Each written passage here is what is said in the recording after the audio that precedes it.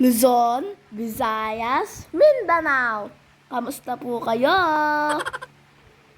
Tandaan niyo po ba nung naglilibutang po ako? Teka lang po, hanapin ko. Eto. Naka-copyright na po yan. Dinilit na po.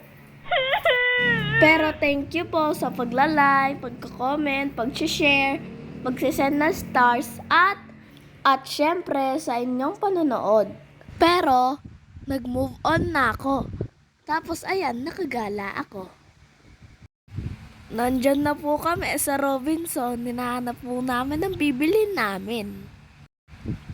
Para makabalik agad. Counter na. Pumunta nga po pala kami sa isa naming lolo, nakipaglamay. Nakaburol po siya unang gabi. May binili lang po kami sa Rob, kaya po kami napunta dyan. Siya nga po pala, sa boses ko, pasensya na. Uso po ngayon ang ubo at sipon. Pero ang ngiti ko hindi halata. Anong sipon-sipon? Gagala. Gatas nga po pala yung iniinom ko ngayon.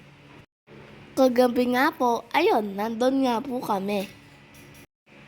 Nabusog nga po ako Kumain po ako ng biskuit, juice, at ang masarap na sopas. Ay, wow! Naku, guys! Pag tinikman nyo yun, ay makakalimutan nyo na yung pangalan nyo. At yun na nga po ang nangyari. Siyempre, umuwi kami agad kasi may pasok bukas. Wala na po ako sa sarili ko niyan. Bye!